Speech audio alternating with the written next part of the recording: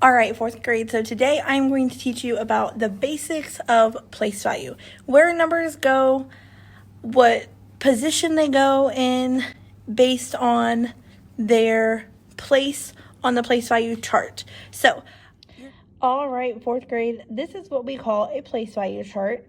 It probably looks familiar to most of you, but I wanted to go through and explain each part of the place value chart, because when we write our numbers, it is very important that we know where they fall on the place value chart. So let's start with the ones place. This is the ones place, and this is always going to be the last number you write. The ones place is always just 1. So if there's a 7 there, a 6 there, a 5 there, it doesn't matter. It'll always just be that number. Then we have the tens place. And the tens place is always going to equal 10. So whatever that number is, it's going to be 10 times that number. The tens place is always the second to last number on the number you're looking at. Then we have our hundreds place.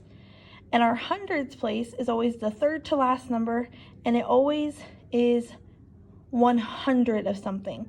So if we had a 3 there, it would be 3 hundreds, 4 400s. Then we have our thousands place, and the thousands place is the fourth number, the fourth to last number, and the thousands place equals 1,000 of something, or 1,000 of something. So if I had a 5 here, it would not be 5, but it would be 5,000s. 5,000. All right. Then we have our 10,000s place. And any number here will not just be that number, but it will be 10 times that number to 10,000s. So if I had a 5 here, it would be 5 times 10,000s. So it would be 50,000. So you have to remember that no matter where your number is on the place value chart, it will have a value. We're going to learn more about the value of numbers later in the week, but today I just want you to understand the place value chart. So after the 10,000s, we have the 100,000s, and this part of the place value chart will always be 100,000 times that number. So if I have 3 here, it's 300,000s. 7 here, it's 700,000s. And then the last one is the millions, which we are not going to worry about right now, but I did want you to look at it and see that it is the biggest we will go in fourth grade. That's the biggest number we'll go. But if we had a 2 here, it would just be 2 millions.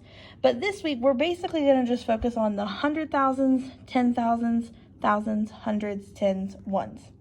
All right. So we're going to do some practice with numbers and where they fall on the place value chart. So I'm going to give you an assignment to complete that will have you tell me what place value the number falls under. Get to work, fourth grade.